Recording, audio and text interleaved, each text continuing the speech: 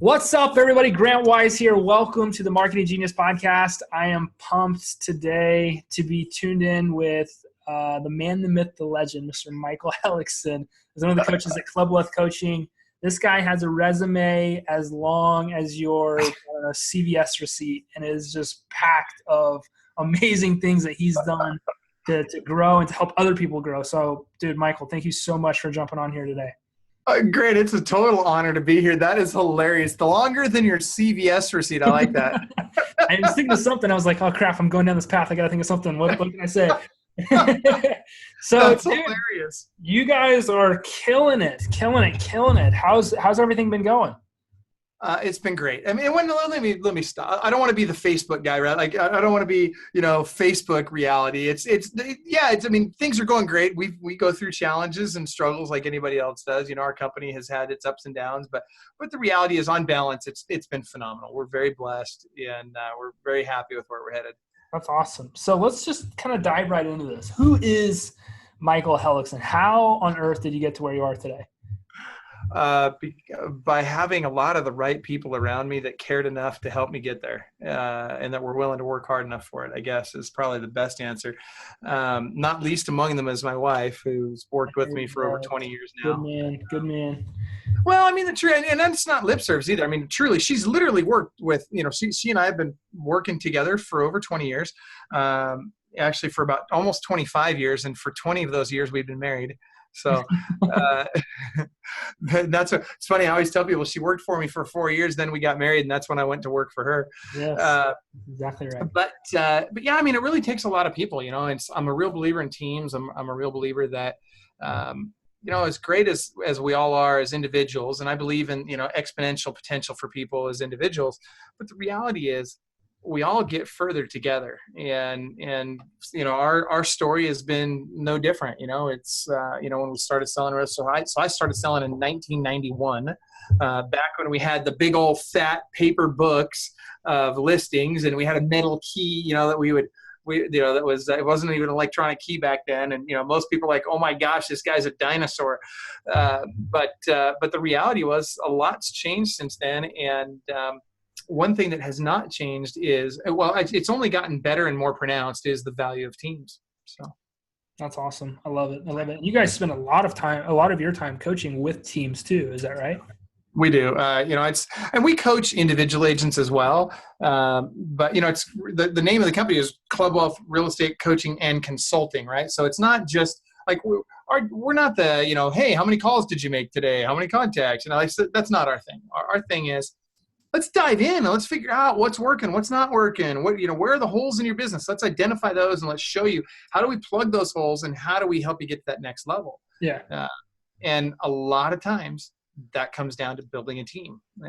So awesome. I love it. So you gave me some ammo kind of before we jumped into this conversation. So my first question, I just got to ask this: how on earth did you guys list and sell 100 homes a month in the prime of you guys running your company? That's insane.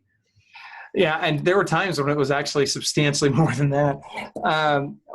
It's interesting, we had 16 to 18 agents and then a whole bunch of admin team members. We usually had right around 30 to 32 admin team members at any given time. And what we figured out early on was, that one, it's a lot less expensive to hire an admin team member than it is to hire an agent. And two, when it comes to details, they do a better job of it.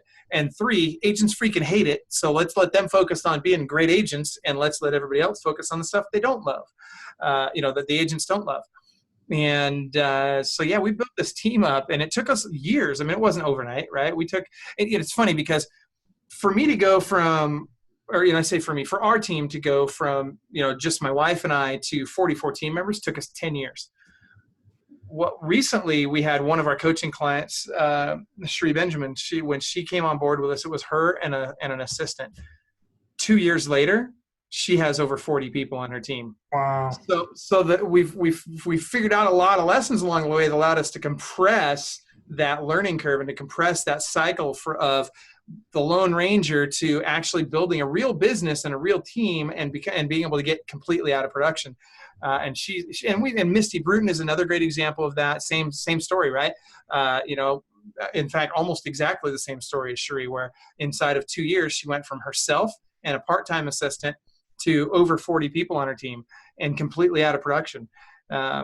So that said, during that time, getting to that production was really about everybody being able to focus on what they're best at. And the more we did that, the better everybody got at what they were great at.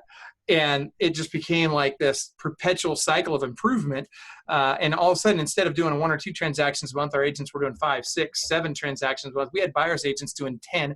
We had listing agents that, kid you not, were literally doing anywhere, the lower end, my lower producers were doing 10 to 15 listings a month. The higher producers were doing 18 to 21 listings a month. So it's crazy, right? I mean, you think about this. Eagles don't flock with turkeys, right? Yes. So you get all these eagles together, and they really feed on each other, right? Like the energy and the synergy, it's magical. I don't know how else to describe it. So I have a question that I want to lead into, but I'm going to ask this one first. How do you go about finding the eagles? Do you build them, or do you go find them? What are some ways to go find these eagles that you're speaking of? So that's really 2 questions in one, and I'll answer the second one first, and that is, do you build them or do you find them? And for us, the answer is, by and large, we've built them, and I'll say that as well with coaching clients. We've had better success when someone comes to us and they're a tier 2, right? So they're doing 25 to 75 transactions a year, and they want to do 500. Cool. That is a perfect client for us because I know I can get them there. Heck, I can get them to 1,000 if they want to get to 1,000. But because they're at 25 to 75 right now, they're humble, they're teachable, they're coachable, they are willing to implement the things that we teach them. Partly because all of our coaches produce at a higher level than the people they coach, but more importantly because where that person is at in their life is a very open and ready to receive place in life. So the other piece is, when it comes to these people, it's very, very hard to start off with a bunch of eagles. People ask me all the time, they're like, well, Michael, I don't want to build a big team. I just want to have 7 rock stars that, each do 7 to 10 transactions a month. And that's it. I don't want any more of that. Well, good luck with that. Like, wouldn't that be great? Right? Like, we'd all like it. Like, welcome to Fantasyland. And so the reality is it doesn't look like that. What it looks like is a lot of freaking hard work along the way. And you're going to have people that come and go. You're going to hire people that are going to leave. And I don't care how much vetting you do. I don't care if you use the DISC profile or the KPA or any of these other programs out there that are designed to help you get just the perfect person. The reality is you're not going to find very many. First of all, you're not going to find any perfect person.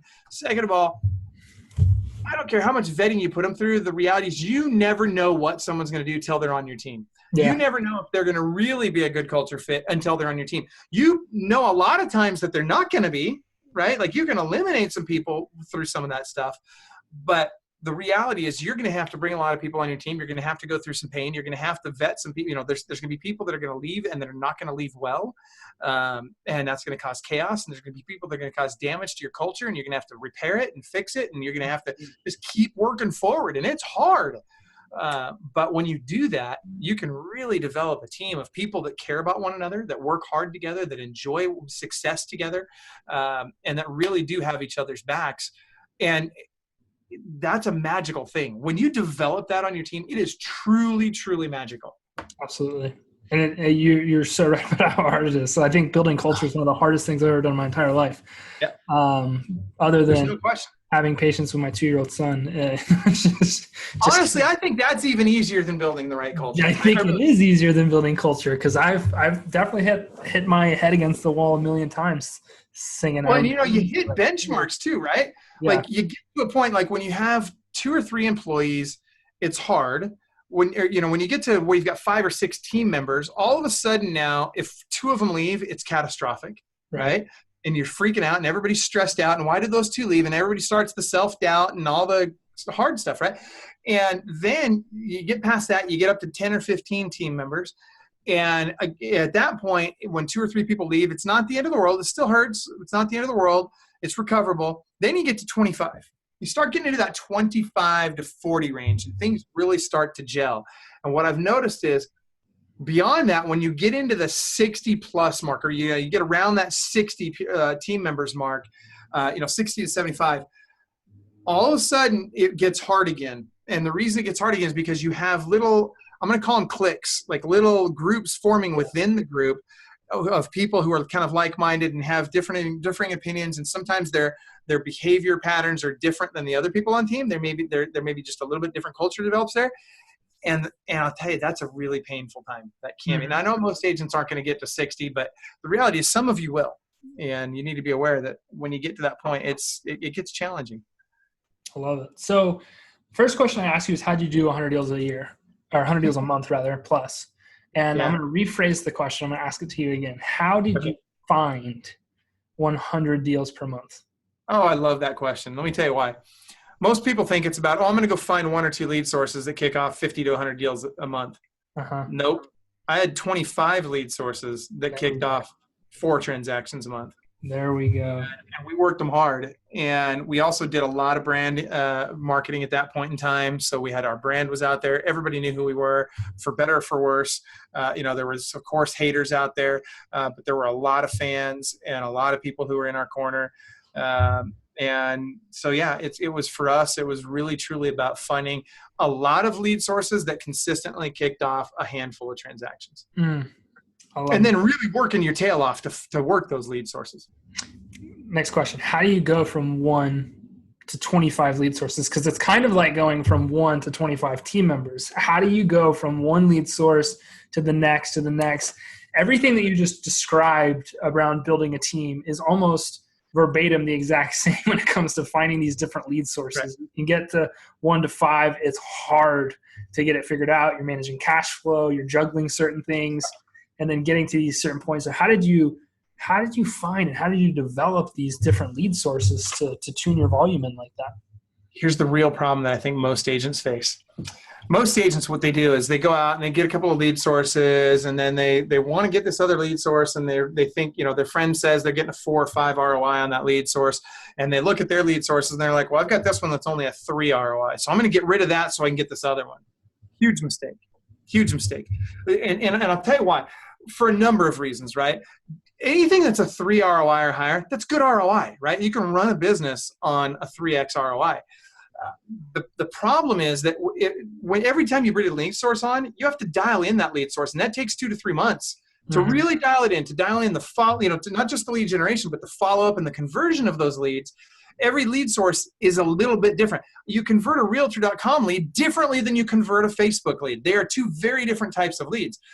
Same thing with a referral. You can get away with things with a referral that you cannot get away with an online lead. And so they're different processes. And also, you've got to make sure on the back end of that referral that you've got those systems dialed in to take care of the person that referred them to you. And so first and foremost, one of the things that we did was, when we found a lead source that would kick off a 3 ROI or higher, we kept it and we'd add to it. We didn't replace it. We added to it. So we weren't top grading the lead sources. We were just adding better and better ones all the time. And we had a threshold. And if they were below the threshold, they're out. If they're above it. And the other piece is, you've got to give it time. You've got to give it enough time to work. And most agents don't do that. And you've got to take the time to really build the follow-up and the conversion systems to ensure that you're converting those leads at the highest level possible. And if it's online leads, man, you could be 12 to 18 months before you really know what you're going to get out of that lead source. And most people, they need instant gratification. So you've got to be really careful about, what lead sources do I put them in first? Then next, as you dial these lead sources in, and as you continually, add more and more, there will be times when the market tightens up that your competitors will bail on lead sources. And one of the things that we did really well was in 2007. We were doing about 400 or 500 deals a year at that point, and which is great. But we knew there was like another gear, and we wanted to shift into another gear. We didn't have a goal of, we're going to hit 1,000 or we're going to hit 3,000 or anything like that. That wasn't our goal. It just happened. But what we did know was we could do more. And right about that time, when the market kind of shut off, right, mid 2007 and late 2007, market kind of shut off. All of our competitors, or whatever you want to call, I don't think they're competitors, but all the other agents in the area, the bigger agents in the area, started giving up their best lead sources because they weren't performing really well right then. But I couldn't get those lead sources for years because they were exclusive in a lot of cases. Like I couldn't get that zip code or that county and that whatever lead source. So I bought all of them. We just went in and we bought every single one of them. Yeah, we took a little hit in profitability for a while, but dude, let me tell you, we came out on the other end of that with every freaking lead source out there. So it didn't matter where you were or how you were coming into the real estate industry. Somehow you were coming into our funnel and you saw our stuff everywhere you went. And man, it took off like wildfire. That is epic. It's almost like investing in the stock market. When everything crashes, everybody's getting out, you jump in, you go full force. How do you prepare yourself for something like that? I know it's more of a financially geared question and a mindset question, but yes. When you're looking at an opportunity like that, how do you prepare yourself to be able to seize like such an amazing opportunity like that? 4 words. You guys should write these down. Here's the 4 words. Live small, save big. Mm. I mean, really, that's what's that? It's a simple concept. It's hard it really is. But yeah. But that's really what it comes down to, right? I mean, let's call it what it is. The vast majority of us on this planet do not need more than $10,000 a month to live a good life, right? Unless you're in San Diego or someplace really expensive, by and large, you can have a decent house, you can have a good life on 10 grand a month. You're golden. And even less. I mean, 10 grand's a lot in a lot of places. So a lot of these people, as they start making more than that, what do? They go buy a fancy car. They go buy a bigger house. They go buy a boat. They go buy jet skis. They go buy vacations. They buy all this stuff. And what they don't do is they don't put away. And here's my favorite book on this topic is The Richest Man in Babylon by George Clason. Great book. Right. And he talks about not eating the children of your savings, right? Mm-hmm. And so what needs to happen is you need to bring this in, and when you get this money coming in, a certain portion of that money needs to get reinvested into your business so that so the children of your savings will create more kids, more money. And that's really what it's about. So just having that money sitting aside when that happens, like right now, we're doing that in the coaching world, right? Right now, you got everybody and their brother. If you've got a pulse and a real estate license, you're probably trying to be a coach somewhere right now, right? And not to criticize any of these coaches, and a lot of coaches out there don't even have a real estate license, right?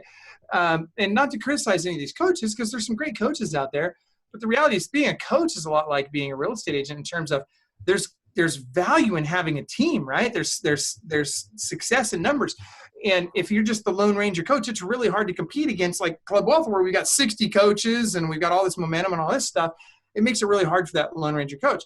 But what's even harder is, like right now, we're setting aside a bunch of money because when the market tightens up, if this guy's a real estate agent, guess what he's going to figure out he's got to do when the market tightens up? He's going to have to go sell real estate because he makes more money doing that than he does doing coaching. Mm-hmm. So he's going to have to go focus again on that, maybe set aside the efforts that he's doing in the coaching company, maybe drop some of the money he's spending on some other places to kind of rein it in. And what are we going to do? We're going to spend more. We're going to grow. That's a time to capture market share. And so we did that in 2007 to 2008. We really were in the real estate side. We're able to capture a ton of market share because everybody else was bailing off the lead sources like rats on a burning ship. That's awesome. I love it. I love it. So moving into kind of the next segment of that conversation, we talk about how to find 100 deals. We talk about how you manage 100 deals. How do you close 100 relationships every month? And questions more geared towards like how on earth, and you mentioned it a second ago, Realtor.com leads are different than Facebook leads, and I couldn't agree more. How do you develop sales processes for these different lead sources and scale those relationships up to 100 plus a month?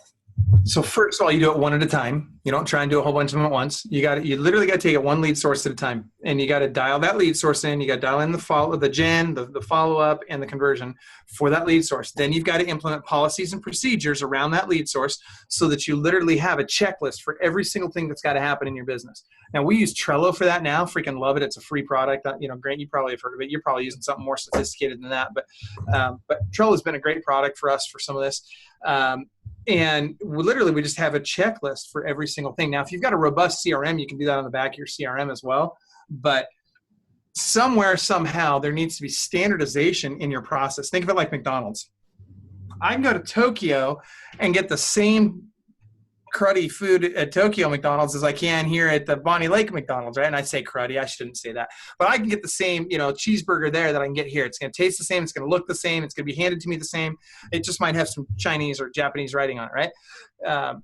But my point is your business has to be the same. So every single one of your clients needs to receive the exact same customer experience as the client before them and the client after them.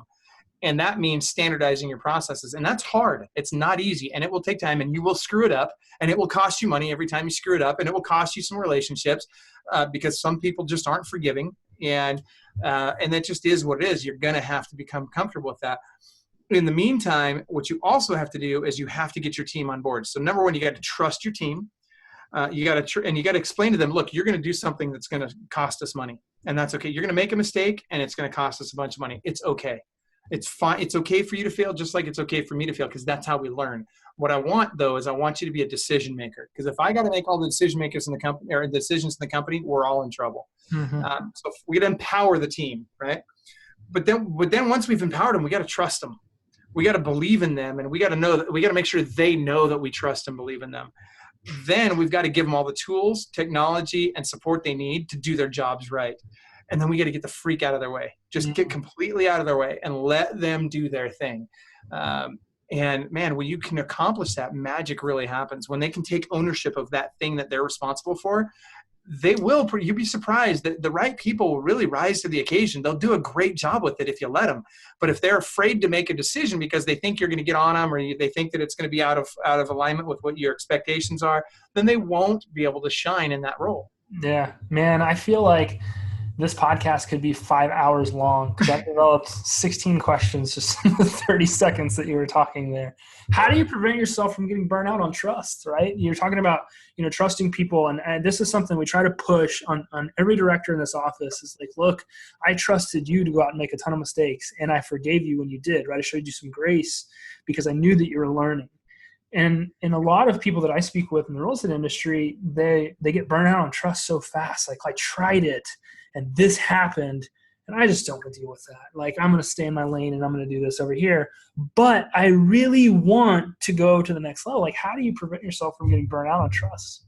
Well, experience is a great teacher, right? And unfortunately, it teaches us both good and bad lessons. And what you've experienced is, I poured myself into this person. I trusted them. I gave them, grace when they made a mistake and it cost us money, and I still stuck with them. And then all of a sudden, they get a job offer. I do this for years, and then all of a sudden they get a job offer for $1 an hour more, and they leave the company, and they don't leave well, and they, and whatever. I mean, the fact of the matter is, it's hard. There's no easy answer to how do I still trust the best in people despite having been burned over and over and over again. And the more you do this, the more you're going to get burned, right? The harder you work and the more successful you are, the more people are going to burn you.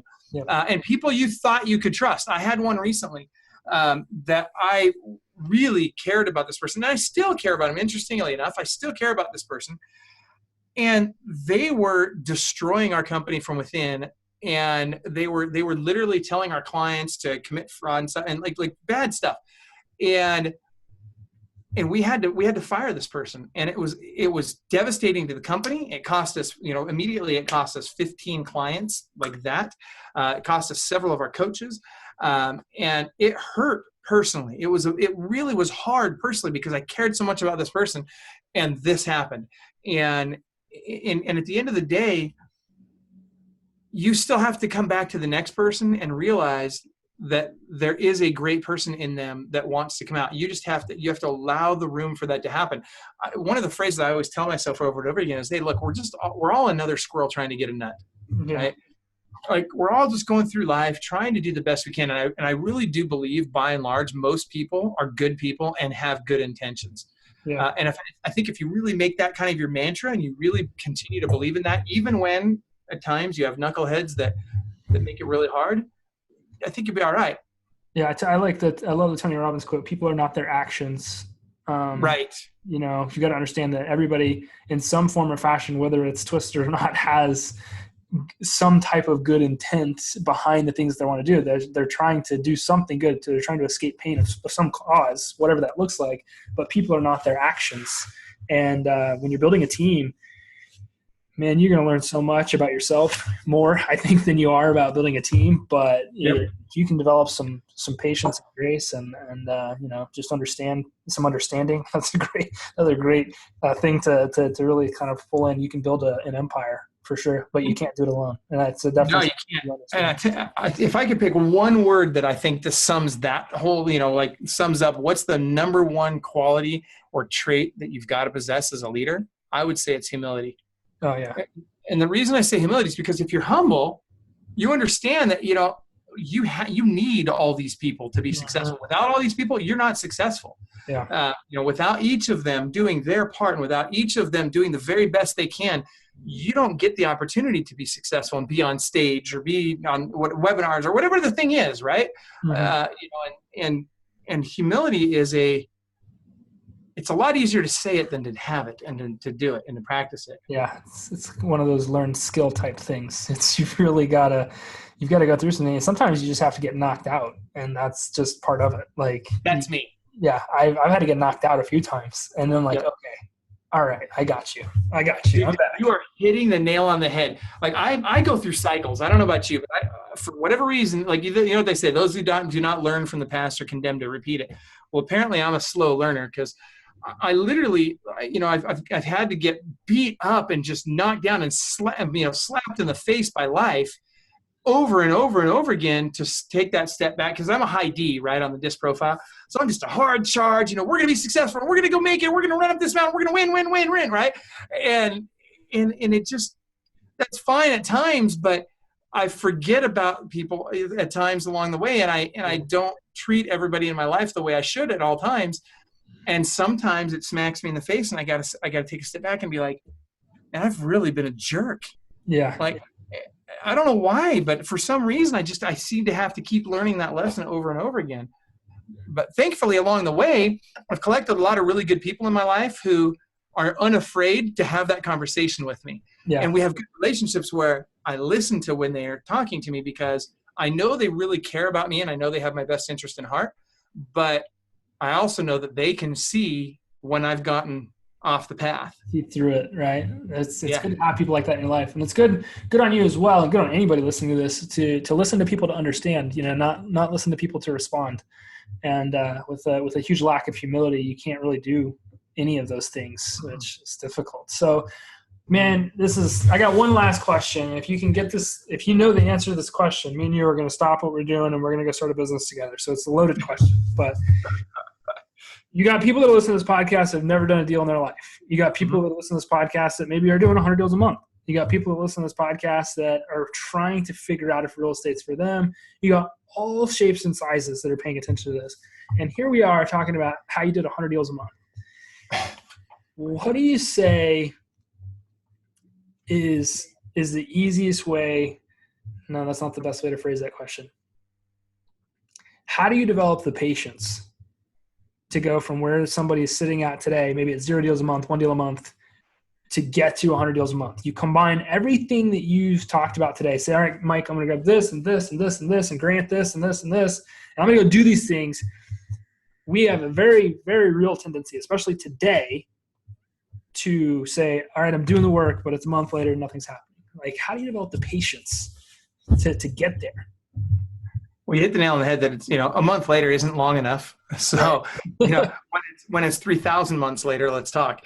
But, success, I really believe in a lot of ways, success is where mindset and effort meet over a long period of time. And so I think about, for most people, the biggest problem I think most people have is it's a couple of things. One, it's what they're allowing to go in their head. And two, it's what they're allowing to be their output on a regular basis. So it's the input and the output. And the output, as an example, is the vast majority of agents on this planet do not have what we call a perfect daily schedule that they follow religiously every single day. See, because if you change the habit, you change the result. End of story, right? So but to change the habit, you got to believe that it's important to change the habit. And in order to believe that it's important to change the habit, you got to stop listening to the garbage, and you got to start only surrounding yourself with people that lift you up and that really are that are not only motivating, let me rephrase, that are not only filling you with good things mentally, but that also are good examples to you. They say that you're the product of the 5 people, the socioeconomic product of the 5 people you spend the most time with. There's a lot of truth to that. There was a time in my life that, and this is a long answer to your short question, sorry. There was a time in my life where I was brand new in the business. I was young and I was working 100-hour weeks. I was literally sleeping under my desk. And that was before I worked from home. I was literally in the fetal position 3 nights a week under my desk in my little office there.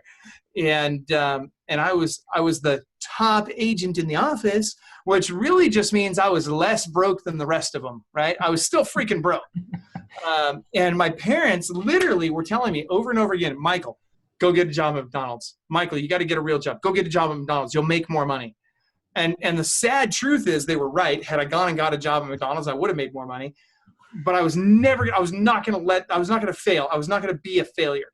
And because every single time they picked up the phone, it was negative, negative, negative. And they didn't think it was negative. They thought they were helping, and I love them for it. I'm not faulting them for this. But I literally had to draw a line in the sand, and I had to say, and I literally told my parents, don't call me, I'll call you.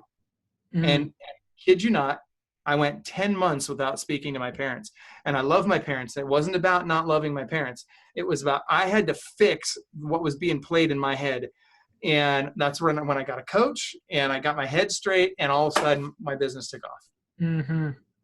That's powerful, man. That's powerful, powerful stuff. I hope if you're listening to this, you picked up the lessons that I did. I got a book full of notes here that I took while you were talking. So I don't know if you guys learned something today, but I learned something today. So I really, really appreciate it. I know you're a busy guy, but I really appreciate you jumping by here and dropping some truth on the podcast. A lot of stuff that people could take here and go implement in their business, get some results. If somebody did that and they said, man, I got to reach out to Coach Michael. I got to call him. I got to figure out what's up. What's the best way for somebody to connect with you so that they could learn more about you? I would say just go to our website. Just go to clubwealth.com, get on the blog. We got tons of great free content on there that's really good stuff, right? Like, you want to learn how to get 50 to 150 people out to an open house? We got an hour-long video on that and a free checklist you can download. And if you just follow it, it'll work. So just go there, get a bunch of great free information, and get to know us. And if after doing some of that, you're thinking, God, we'd like to get you knowing at a better level, just ask for a strategy session. You can do it right there on the website. There's lots of ways to connect with us, but I really am a believer that, dip your toe in the water first. Just get in there and just get to know us a little bit. Go devour the free stuff. That's great advice. I appreciate you guys so much for being continued listeners of the Marketing Genius podcast. Typically if somebody asks me about Coach Michael, I would say, yeah, you got to go check him out. He does good stuff. I've encountered you personally a few times. But after this conversation, I think I'm going to 2X my frequency of how I send people over to you, man. I think a lot of you, and you guys are doing some amazing stuff in the industry. So I can't tell you enough, just how much we're appreciative you stopped by here. It's going to help a lot. I appreciate that a lot. Seriously, It's been an honor to have you. By the way, I think I forgot to give them the website. I should probably do that. Oh, yeah. Probably should. Like, go to our website if you can figure out what it is. Yes. Good luck. Yeah, a bunch of people with pens in hand with cliffhangers. Like, what's the website? Like, what kind of moron blows giving his website out? Who does that? But anyway, it's clubwealth.com. clubwealth.com. There we go. Clubwealth.com, guys. We'll have that linked up in the show notes, as well as other ways you can connect with Michael. You guys have an epic day, and we'll see you on the next episode. Peace.